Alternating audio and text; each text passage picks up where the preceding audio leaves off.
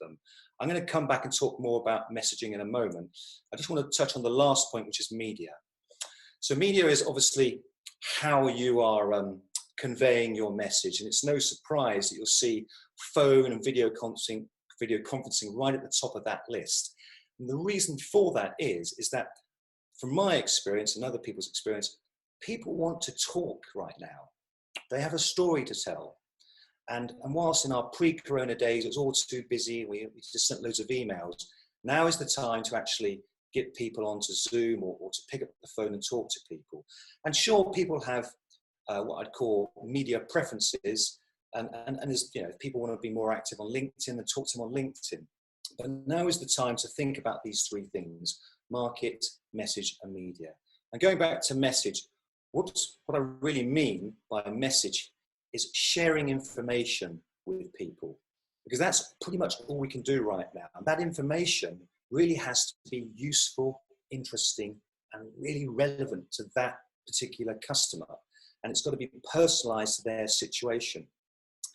If we're going to deliver reassuring messages to people, then it makes sense, doesn't it, that we are really clear and really understand the sort of things that are worrying customers. So I'm talking about aligning messages to the worries that our customers currently have.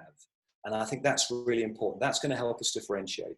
So it will come of no surprise to you. I'm going to give you some examples of what is going on inside your customers' heads. I'm talking about agents and talking about direct customers as well. And I guess you know all this, but let's just confirm the kind of the key things that are out there. No shock. People are worried about cleanliness. They're worried about going into a venue and touching a surface and picking up the virus that way. Site visits. They're worrying about how they're going to do site visits. And this is very interesting because there was a little bit of a trend going towards video, but I think that's going to accelerate now. And the good news here, there's some good news, is that's probably going to shorten your sales cycle. Because if you can get really smart and clever at doing site visits on video rather than live, then you're going to actually speed up the process of making a decision about a booking. Social distancing is going to be massive. Some point the government are probably going to say to us, okay, here are some new rules for venues and here are some new rules for hospitality. And that is something that is worrying, I'm guessing, worrying your customers. Room sizes, relating back to social distancing. How many people can you put in a room, or can a booker put into a room? I'm talking about square footage, square meters, social distancing again. Cancellation terms and conditions. People don't want to be affected by this again. And that's, I think, what's holding a lot of people back when it comes to confirming a booking. Sustainability. We're being told that this is still important to people. They're still thinking about it, still on their minds. Also, how flexible are you as a venue going to be in this new post-corona world? Because people are going to have different needs and requirements, and our venue is going to be able to flex to do that. And something very new, which is self-serve check-in. Coming to an event, maybe checking in before you arrive at the event, but definitely minimizing social contact with people. So these are the sort of things that are going on in people's heads. And there's no real shockers in there, but I guess the question is, how does this now translate into a conversation? Now, I'm going to talk a little bit now about the phone conversation, the Zoom conversation, but I'm also going to then talk about how that extends into what I might call your digital messages. So your emails, your videos, maybe your LinkedIn messages, because we're going to use different types of media. Forgive me for coughing. Okay, so here's an example for you. It makes sense if we start off just acknowledging and talking to a customer about their worries. So we're connecting with them. Now, if Helen Salmon was my customer, I might start off by saying, Helen, many customers are telling us right now that cleanliness is really important when they come into a venue. We don't want you worrying about being exposed to the virus, when you're using our venue. I just want to reassure you and your colleagues that we're doing everything we can here to get rid of this perceived risk of reinfection. And for this reason, we've made a special video explaining the cleaning measures that we're adopting in the venue. Now you might be thinking, we've got to film people cleaning. Well, yes, possibly we have. And that might be the conversation you're having. This might be the headline you might use in a PDF or in a video or in an email. You know, our cleaning measures post-COVID-19, here from our head housekeeper, here from our head of operations.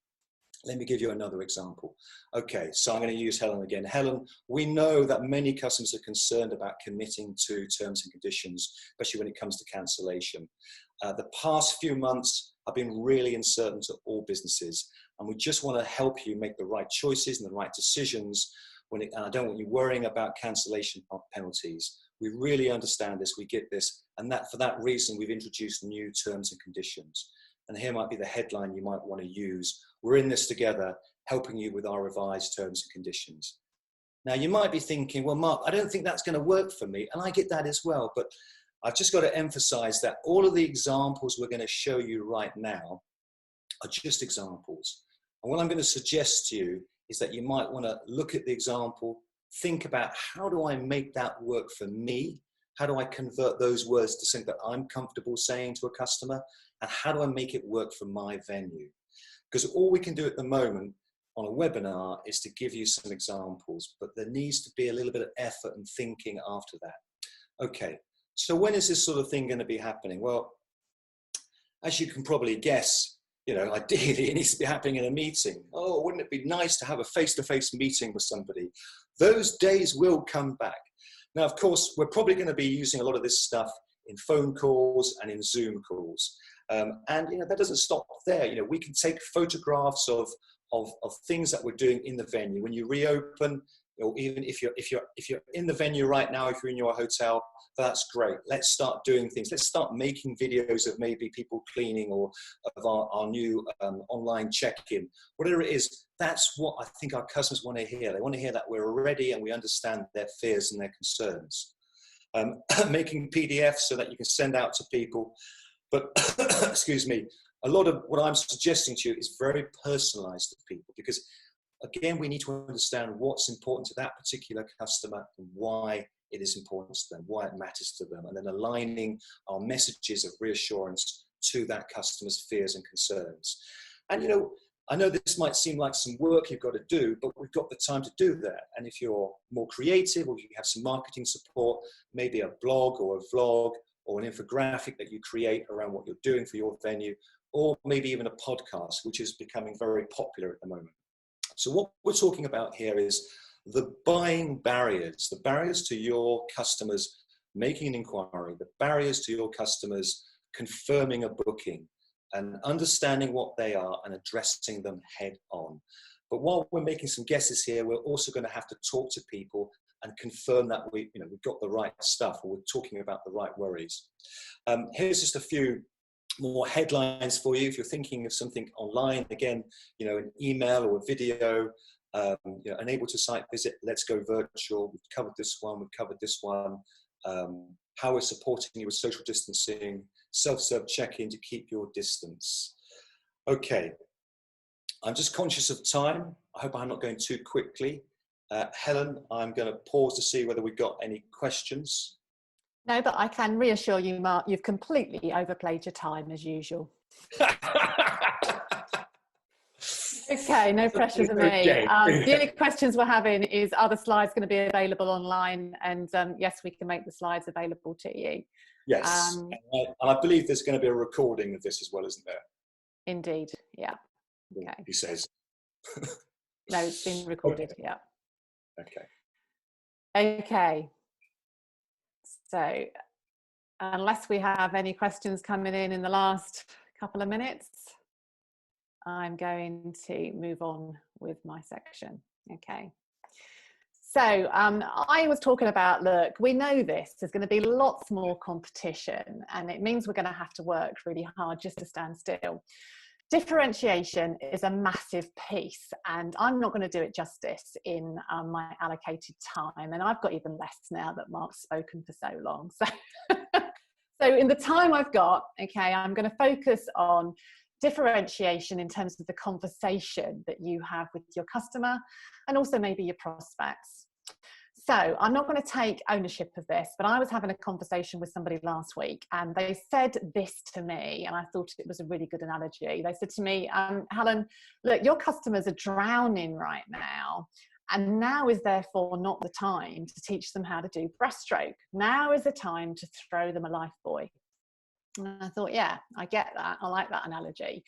And it's the same for you, isn't it? Look, our customers are drowning. So we don't now want to start talking product and features and benefits, etc. We can't teach them breaststroke. What we need to do is two things, I believe. And the first thing is add value. And the second thing is stimulate some conversation. So let's start with add value. And the first thing I'm going to say is what I do not mean. I don't mean when I say add value, you know, add things into the package, give them bacon rolls. That's not what I'm referring to. I'm talking about how you add value to that customer based on their particular situation. And the only way we're going to know how we can add value is by having a conversation with a customer to find out, look, what is it that they need? What is going to make a difference for them? And this is how it's going to help us to stimulate a conversation. So if we're talking about, first of all, let's think about your top tier customers, you know, the ones that, you know, they love you, they like you, they respect you, that you've got really good credibility with, you know, the ones. Imagine that you are picking the phone up to them. Now, some of you will be doing that already, and others might be thinking, well, that's the first thing I'm doing once I'm out of furlough. So whatever your situation, you're going to have a conversation. Mark, can you just change the slide for me? And the first part of that conversation, I think, just has to be really simply, look, how are you doing? It's a bit like Joey from Friends, isn't it? How are you doing? I can't do that very well. But how are you doing, okay? We need to acknowledge, you know, the situation. We can't ignore the elephant in the room. And I guess the answer to that question will tell you whether it's appropriate or not to move on to the second stage. So, you know, if it's not, obviously you'll just say, well, look, I'll leave you for now, let's talk later. But assuming it's okay in terms of the answer, then the next stage of that conversation with these customers that you know really well is going to be, look, you know, how can I help you? What is it that I can do that's going to make a difference right now? And some of that might be harking back to some of the messages that Mark was talking about earlier. You might find that those are some of the things that your customers want help with. But it could be something very different. I just simply don't know. It's something that makes the process easier in the customer experience, maybe. So if you're still not sort of following where I'm going, then maybe the next questions might help. In your world, I'm absolutely sure you've got quite a big network of contacts. Everyone, I think, online comes from a venue or a hotel background. You've got a big network. You've got your little black book of contacts. And I'd almost guarantee that within that little black book, you probably have people that customers might want an introduction to. Maybe there's a conversation to be had between one customer and another who are in different industries but actually could somehow help each other. And you can actually be the conduit to make that introduction. That's just one idea for you. The next thing I think you can do is say to somebody, look, you know, we've been working for years and I've never really actually asked you, why did you actually choose us in the first place? And start a conversation on that line, which then leads you into saying, and forgive me, I've never asked you this question, but, you know, if there was one thing that we could do better, what might that be? And that one thing might be the thing that you can change that's going to add that value to your customer. But all this conversation is just about checking in with people and having a really nice conversation that allows you to start a conversation that might then get some legs and take you into another direction. So that's your kind of like first tier customers. And then I'm sure you've got your sort of second tier customers, ones that perhaps on LinkedIn you may well have connected with, maybe some months back, but you didn't really ever have much of a conversation with them. And so like Mark says, look, I don't want to teach you how to suck eggs here, but if you're anything like me, there's lots of things that you've probably said to yourself, look, I'm going to really do this. And it's not that you don't know how, it's that you probably haven't prioritized it. And now is the time to prioritize it. And so one of the things that I'm doing that I wonder that you might also want to do is that I'm going into my LinkedIn account and I'm clicking on to my network. And then I'm clicking on, Mark, can you, thank you. And then I'm clicking on connections. Okay, and what that's going to do, LinkedIn will then throw back a list of all of my connections. And what LinkedIn does is it gives you the people you've connected with most recently first, and it gives you a list all the way through. So you start scrolling, and you start scrolling down until you find people that you connected with some 6, 7, 8, 9 months away before. Okay, and you get to that place, and you'll see there's people on there that probably when you connected with them, you were probably really busy in your business and you didn't take the opportunity to have a conversation. So now's the time. So you've scrolled down, okay, you find these people, and what you could do is click on message to the right hand side, send them a message, and then you go back into LinkedIn again. What that will then do is it will throw you back up to the top of that list. So you'll be back at the people that you connected with most recently, and you've got to scroll until you get back here again. There is a better way. What you need is a process. And so what you do, if you're using a PC, it's control click. I use a Mac, for me it's command click. So you control click, command click on each individual that you've scrolled to, and then that will put each person's LinkedIn profile page in its own little record at the top of your dashboard, at the top of your URL. So you'll have one URL for each person, which then makes it so much easier. You haven't got to do the scrolling all the time. So now you're thinking, okay, right, okay, so what am I going to say to these people? So this is obviously for you to decide, but this is just an example of perhaps what I might say.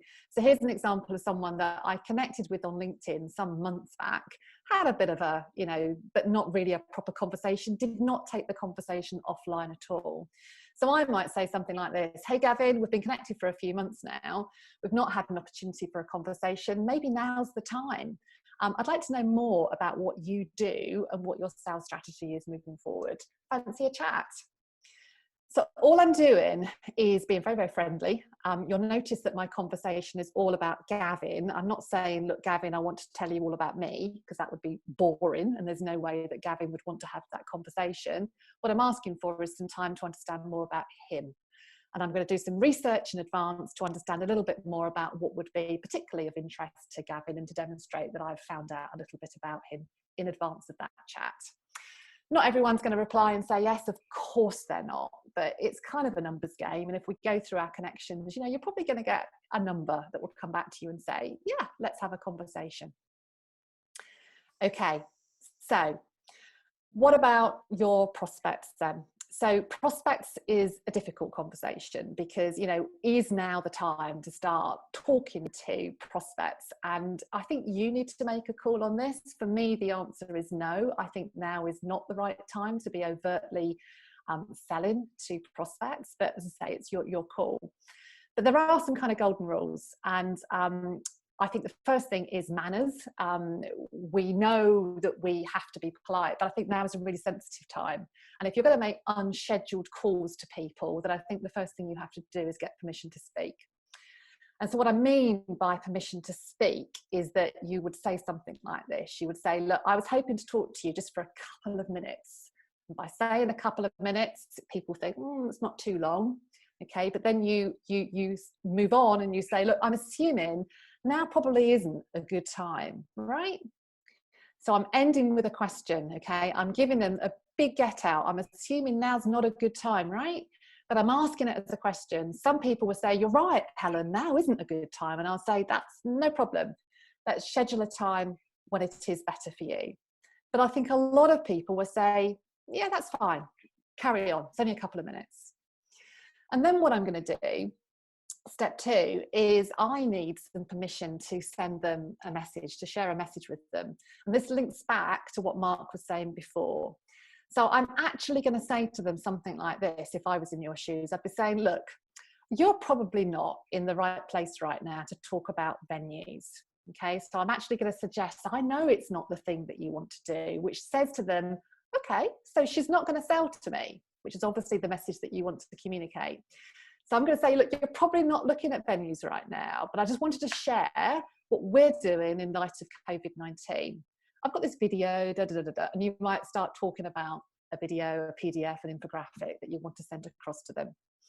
And then the last part of the call, and by the way, there probably is a conversation between step 2 and step 3 that might be, tell me more about the kind of events you organise, etc. But towards the end of the call, you want to organise for what I call a test drive, a trial. In other words, it's the next step in the sales process. So you might say something like this: look, when you get a chance to look at that video that I'm sending you in the next couple of days or week or so, okay, well, look, when I call you back, what I'd just love to do is maybe schedule a time for whatever. Now, in the good old days, of course, it would have been a site inspection. Chances of that right now is slim to non-existent. So in the immediate time, what that might be is, well, look, I'd love to call and arrange a time for a virtual site inspection. It'll give you a way to see the venue in a way that perhaps you haven't seen it before. And in light of that, what I can also do is extend to you, a short time offer in terms of our revised terms and conditions. So what I'm doing is I'm trying to move the sales process forward by offering something that would be engaging and interesting to that person. So if you're thinking, okay, virtual site inspection, how does that work? I mentioned we've got some free sales training coming up. So in there, we've got some tips, advice, a video explaining how you can conduct some really quite effective virtual site inspections. So this is the kind of process that I would follow. And then the last point I want to make is beware premature elaboration. And all I mean is, now is not the time with a prospect to start talking lots of features and benefits. Now is the time to change your conversation so that it's not about you, but it's more about them. Okay, so Mark, do we have any questions that anyone would like to ask?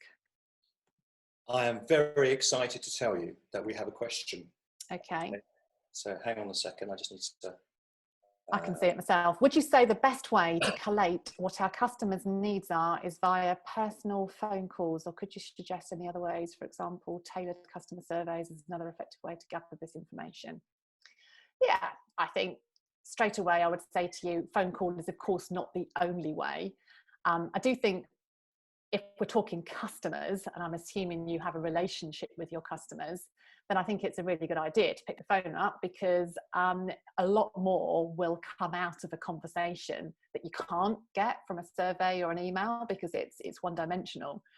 But it doesn't have to just be a phone call. So maybe you start the process, if you wish to, offline. So you might start with an email or a survey or something like that. But I think it would be important to try and take it to a phone call at some point, because I think, with your customers, you need to be talking to them. That's really my key message. Mark, anything else you want to add? Yeah, no, I'd go along with that. I'm just trying to encourage a few more questions. I mean, guys, we do have a little bit of time to talk and discuss things. So, we've got another one. Should we be careful about sending information on what you're doing in light of COVID-19, as we are receiving a lot of info from Tesco and other providers saying the same thing? I'm scared that we might be creating more noise. Oh, that's a really good question. Helen, do you want to kick off with that? So obviously Tesco and other people are sending out stuff. I haven't seen some of those things. That's really because you're a Waitrose shopper, Mark. That'll be the reason why. And I'm a Tesco shopper. I get those messages, so I can relate fully to that question. I think there are lots of messages coming out from lots of providers right now, but I would say from what I see, they are quite generic messages. They are messages being sent, 1 to 1 million. We're talking about a message that you send 1 to 1, which means that you are able to tailor that message, personalize that message to an individual. So whilst you might, and Mark's example was, make a video of just taking one example of the cleanliness routine that you're going through, whilst that might be a generic video, you send it in such a way to an individual with a personalized message, so that when that individual gets that, it is just for them, and I think that's very different from the Tesco type message. And it is the slant that you use, because remember, we're talking venues, and so your customers will legitimately have lots of concerns about how they bring their events back to venues. So I wouldn't be scared about creating more noise. It's not noise, it's a tailored message. I think we're talking about making people feel special, aren't we, by a message that's just for them rather than an awful message. Okay, I've got another question from Toby. One of the assumptions being made is that there will be more competition. Isn't it likely that there will be less competition, as some venues will go out of business. Well, Toby, you're a cheery chap. Do you want to go that one, Helen? Oh yeah, let's all hope that the competition goes out of business. Yes, I think there is going to be an element of that, and it is going to be survival of the fittest. And I think, therefore, those of you that have joined us on this webinar, it's a step towards, becoming the fittest.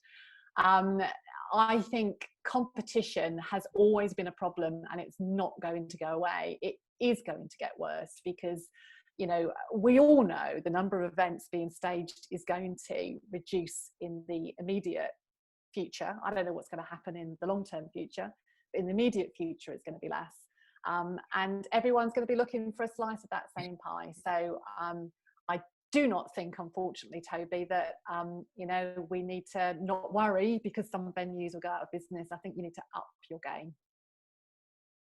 Okay, I've got a couple more, Helen. I'm just conscious of time. So I'm going to try and place you this. So will we see travel industry style refund credits in terms of conditions? So somebody has to cancel. We're saying, okay, look, we just move your event. This could induce confidence for customers. And I'm guessing that that might be an industry-wide thing. This is what this person from West End Events is saying, or everyone's doing their own thing. Do you have a view on that? It's tricky, no. isn't it? No, I don't have a view on that.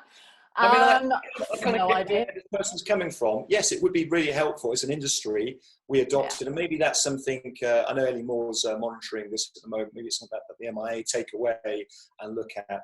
But yeah, I think it's a good question. Something, unfortunately, that we can't really address on this webinar.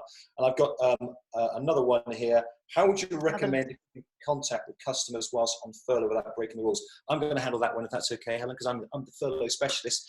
So we spend a lot of time looking into this. So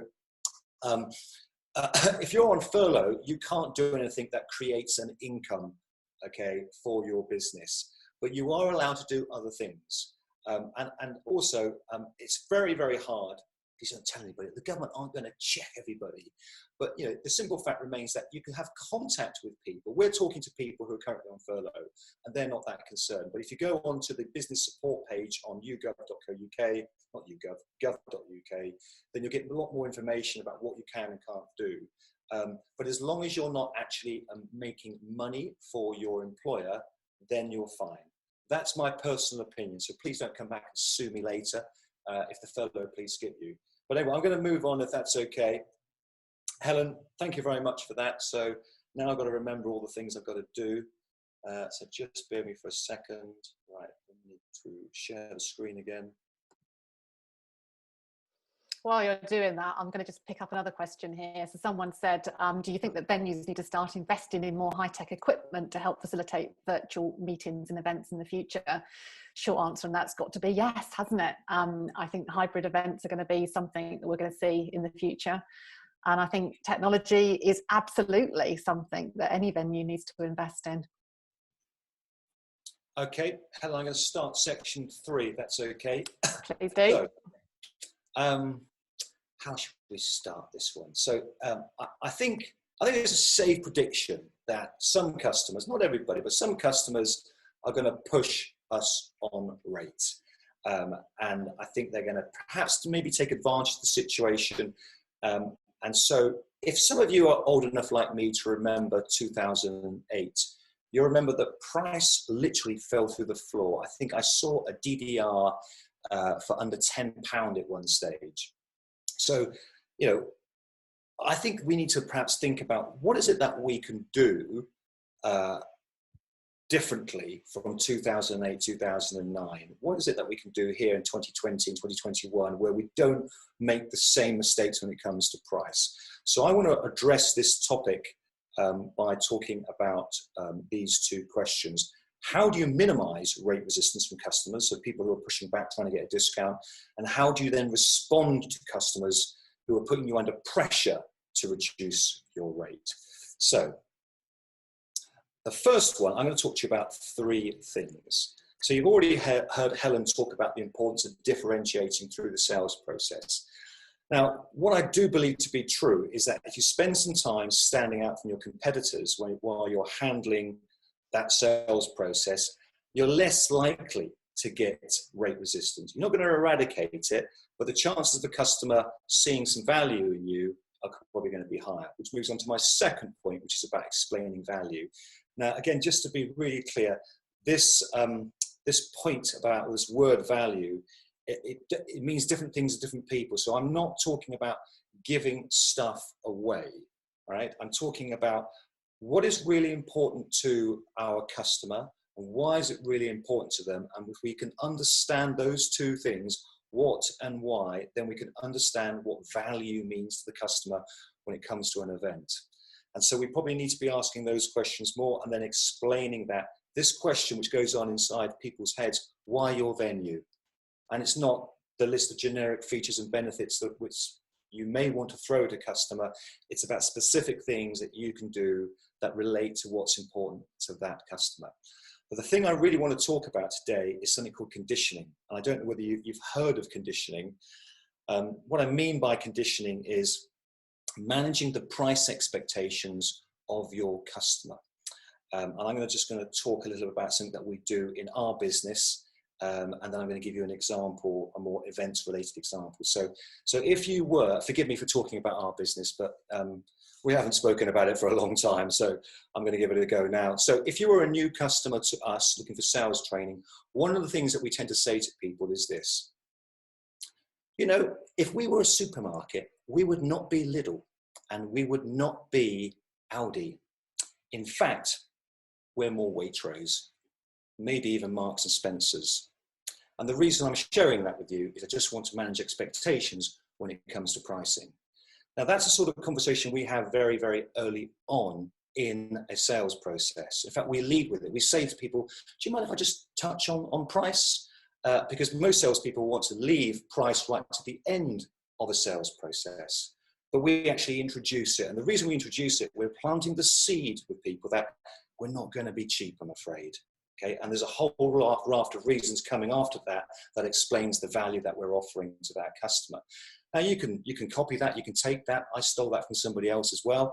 But when it comes to maybe a more relevant, specific conversation in events, it might sound a little like this. So again, if I was talking to Helen as my customer, I say, Helen, look, as you can imagine, the venue's been running at a huge loss recently with the lockdown.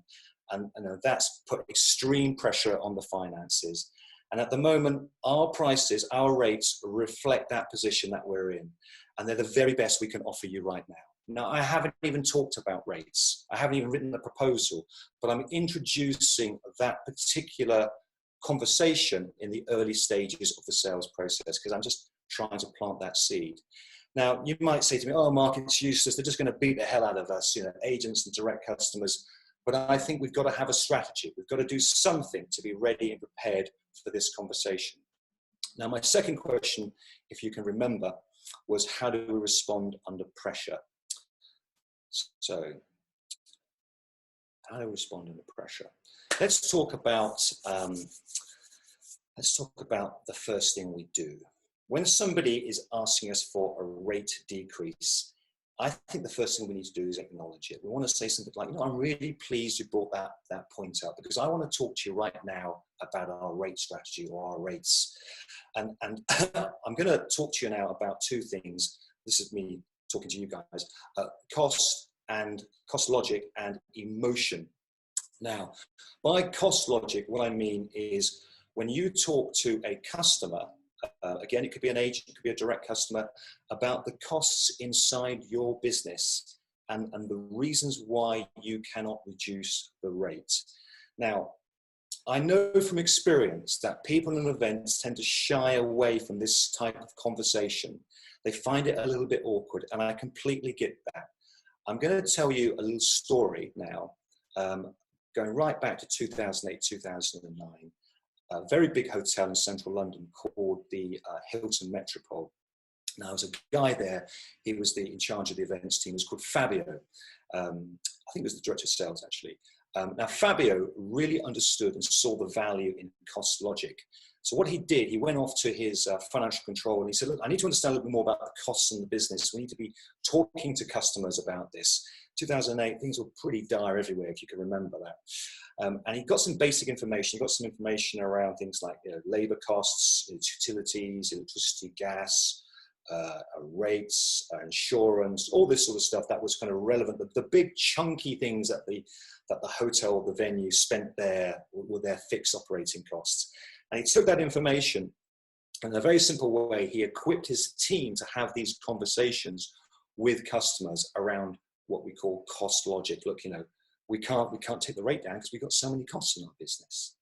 So I'm going to give you an example of that in a moment, but I'm also going to talk to you about emotion. Now, if you were on the webinar that the MIA ran very recently, I can't remember, it was last week, which was around, I don't have you here to remind me, Helen. Extraordinary Matters. Thank you very much. Extraordinary Matters, the one that I facilitated. Then you might remember a couple of the panelists talking about that kind of emotional conversation that we need to have with customers about pricing. You know what? Help us out here. Don't try and screw us. Forgive my language, And so this is the conversation I think we need to be ready to have. Some cost logic and some emotion. So how would this sound? Once again, if I was talking to Helen's my customer, I might say, Helen, I totally understand why you're asking for a discount. It's been really tough for us. And yes, it's been tough for everybody. The fact is that despite all the government support that we've had, the venue has got to cover its costs. Otherwise, we're just no longer viable. We can't even operate. And for this reason, I'm really sorry, but we can't move on rate. We're all in this together, and I'm sure you can see that. And I would really appreciate your support on this. Now, I'm not asking you to get on your knees and beg people, but I think when we're talking to customers, they really need to understand the position that we are in. And there needs to be some logic in there, and there needs to be some emotion in there. The problem is going to come when everybody drops their pants, okay? And as you know, price might get you the sale, but at the end of the day, it's service that will get you the customer. And I just think it's really important that we hold our nerve. My last point, going back to my man Fabio, is how do you respond under pressure? Go and have that conversation with your financial controller. Sit down with them and say, look, I just need some basic information that I can share with customers that isn't too sensitive or too precious. Put into a little graph, a little chart, and then you only use that information if customers are really prodding you and saying to you, what do you mean by cost? What sort of costs have you got going on in your business? You go, well, here we go. It's black and white. That's the logic. Okay, I hope that's been helpful. I've just got one other point to make around price and protecting your rate. And now I know you know all this, but we lead with things like conditioning. We lead with things like logic and cost, logic, and emotion. And then when we've still got nowhere to go, we still hold on rate, but we do what we've done all the time. We add in a little bit of value. So yes, you can put the bacon sandwiches in, and you can add the extra stuff in. Or you can take things away from people, like you move their dates, etc. You move into a different room, or you strip back on their catering. But rather than going with that first, I would try your logic and try your emotion first. We definitely need to be having that conversation. If you're a sales leader, if you're a line manager, if you're running an events team, this is my advice to you. Help your team prepare for these conversations. I really believe they are coming. And if they aren't, then that's great news. But sit down, write some scripts, get some bullet points. You can go back and you can unpick the speech bubbles that I've shown you, and actually get people thinking about what they're going to say. Because there's a temptation to go on a webinar like this, and when you reopen in a few months or hopefully weeks' time, thinking, oh yeah, there was some stuff on the webinar. But now is the time to take this information and do something with it. And the second thing is and this might sound a bit corny, but I think we really need to rehearse. So if you've got people furloughed, you can be practicing on Zoom calls. That you can definitely do, I can assure you. And when people come back to work, they're ready to have these difficult conversations, and they're ready to protect rates. And you might be saying, well, what specifically should I be doing? Well, think about your conditioning. How am I going to condition customers and reduce their expectations? How is the customer going to respond when I give them the conditioning? How can I challenge the customers when they start requesting for discount? What does my cost logic and my emotion look like? How am I going to respond when customers are challenging me on that? And I think sitting down and spending the time with your teams and doing that, and if your boss is not on this webinar, then go back and say to them, look, we need help and support in crafting these messages to people. I'll probably run over time a little bit more. So Helen, I'm going to go to questions. Let me just unmute myself. Okay. So the questions here are not relating to what you've been talking about, Mark, but we've got some questions here. Let's start. So someone's saying, if your availability is now even more uncertain as a multi-purpose venue, how would you go about it to keep clients warm while you're waiting for final hire dates? So I guess this is about weight limiting people, putting people on first options and second options and things like that. That might be a question you might want to answer. I know that another venue company is talking about one of the changes they've made is that they are having multiple options. So there's no one single company on first option anymore. There's 2 or 3, and it's a case of whoever, first come, first serve. So I think we're going to see lots of changes like that. So more flexibility in that area. Yeah. Okay, another question here. Moving into a post-COVID events, operating costs will increase.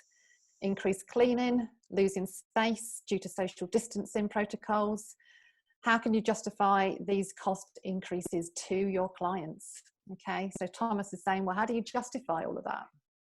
Well, I think I see the opportunity there, Thomas. I think the customers really need to understand that there's going to be increased costs, and you've got a very good point when you talk about cleaning and less capacity. And I think I would wait until what the government say, and I'm not fobbing the question here, but at some point the government will give the industry some guidelines, and they'll say, look, this is how you're going to operate. And I would then go off to the financial controller and say, look, I need to understand how much more we're spending on cleaning materials, how much more we're spending on wages to get people to deep clean the venue. Where is the additional cost coming from? And I would present that information, first of all, verbally to the customer and say, look, please see it from our position. We've got increased costs in these areas. These are the government social distancing restrictions. This is the impact it's having on the venue.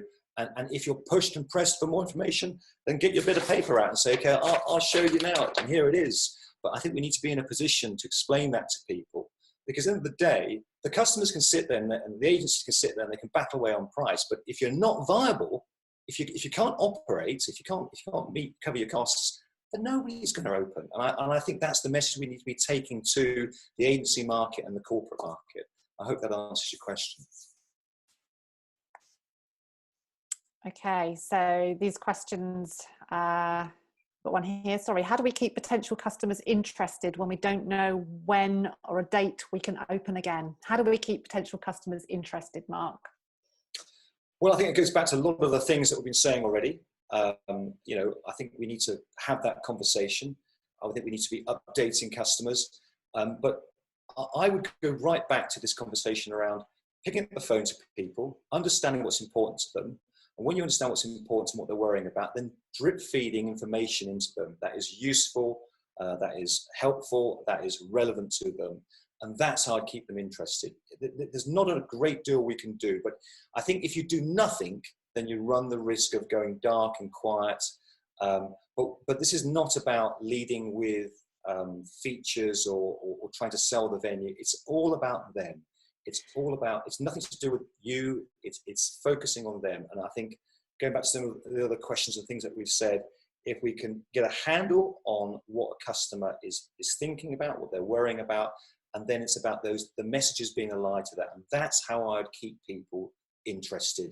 Because okay, Mark, so can I just say that in just a minute, I am going to talk about how you can get hold of the free sales training. But before I do that, just to pick up on what you're saying, I think one of the big changes we will definitely see now is that maybe for 2 years, we've been talking about marketing. So sales and marketing coming closer together. And I think in the events industry, if I'm allowed to say this, I think we've been a little bit slow in sort of making that move. And so I think that people in event sales have been reasonably traditional in terms of conducting the selling through phone calls and through face-to-face meetings.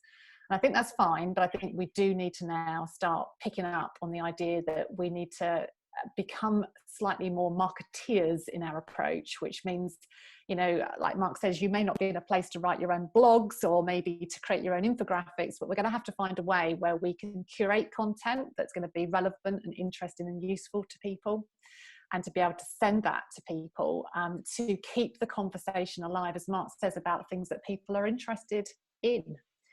But we haven't been good at that, I think, as an industry. We've been quite traditional in our sales approach. But we do have the time to do that now. We do.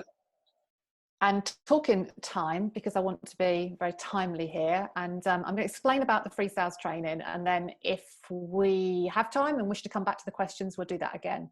But in terms of what we want to offer you, well, let me explain it like this.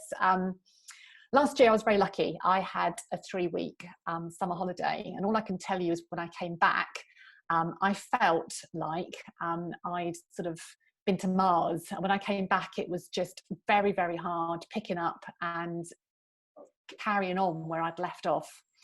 That was a 3-week holiday. When your teams and when you come back after however many weeks and months this may well be, then it's going to be even harder still to stay ahead and be equipped to get back into those customer conversations again. And so we are going to help you hopefully a little bit with that, because whilst your people may be furloughed, they are more than able to do training, and that's something the government actually has been encouraging. So we're going to give you access to Sales Gym, which is our digital dashboard where we have lots of online sales training for events teams and also for proactive teams. So Mark, should we go and have a quick look at the meetings and events sales training?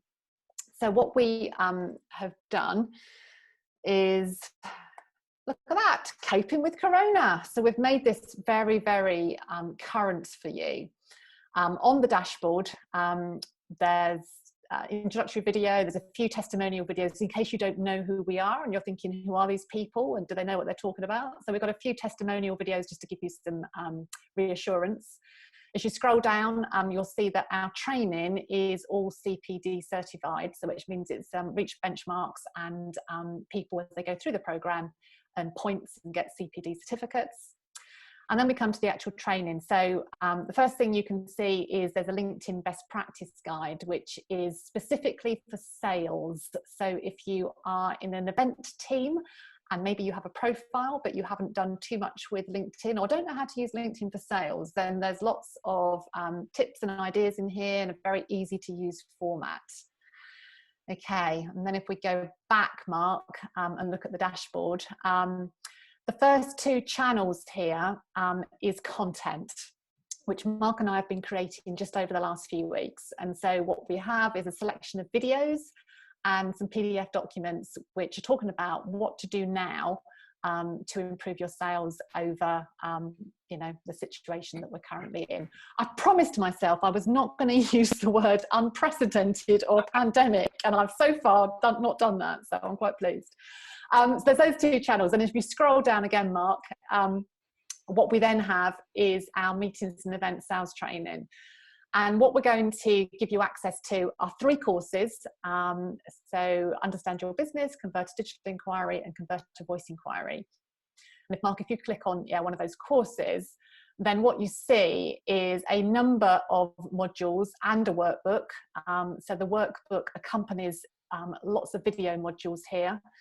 Do you want to go into one of the, okay, so in one of the modules, what you'll see is a bite-sized 5-minute sort of length video, which is Mark and I talking, lots of graphics, that kind of thing. And these are modules that make up a course. And at the end of the course, there's a memory quiz and your people earn their CPD points and they get their certificates. So we're going to give you access to those 3 courses. And if you would like access, and the Corona sales tips and advice, and if you'd like access We're going to support you. All you need to do is give us the contact details for the people that would like a license. So we normally charge sort of 275, 300 for a license. We're going to give it to you for free for a period of time. So Mark, do you want to put the email address up so people can tell us if they would like it? Give me a second. Okay. So very straightforward email address, and all you have to do is give us the name and also the email address, because that will become the login. We then need to process it in our system, and then we'll send you back the username and the password and the URL to get onto Sales Gym. So that's the email address you need to send your request to. hello@ngsalesperformance.com. First name and last name of the person for the license and that person's email address. So we have to have the person's email address who needs the login, otherwise we can't set that person up. Okay, so time-wise, we are 2 minutes past 3, so I'm okay to do a few more questions. Okay, I've got a couple of questions that we can cover off. Sorry, Elliot, did you say it was okay that we could go for questions? Yeah, of course. Yeah, so just related about what you said, Helen, someone said, is MG Sales Gym open to other team members? Yes, I guess it is, if they don't have to have been on the webinar.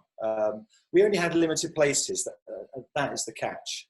So it's a first come, first served. So, you know, get that email to us. You may not hear from us for a couple of days. We'll see how many we get. We're going to process it. We'll send out responses to people. Hello, such a kind offer. I work for the Convention Bureau. Would sales really be relevant, do you think? Yeah, I think so. For a Convention Bureau, it's very similar if you're dealing with inquiries. But happy to pick up with that separately. Emma Thurlow.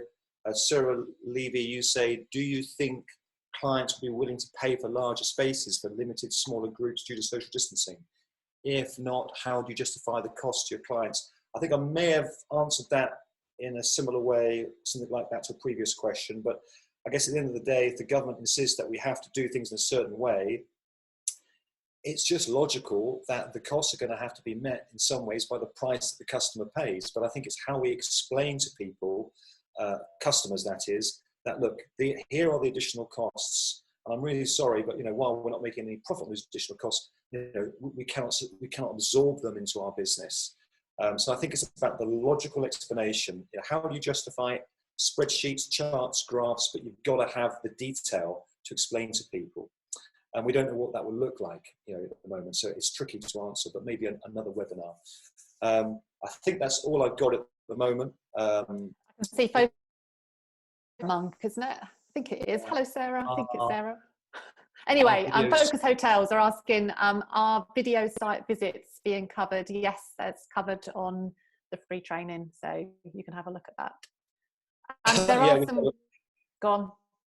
We've got a lot of stuff on video, and we're going to make more about video.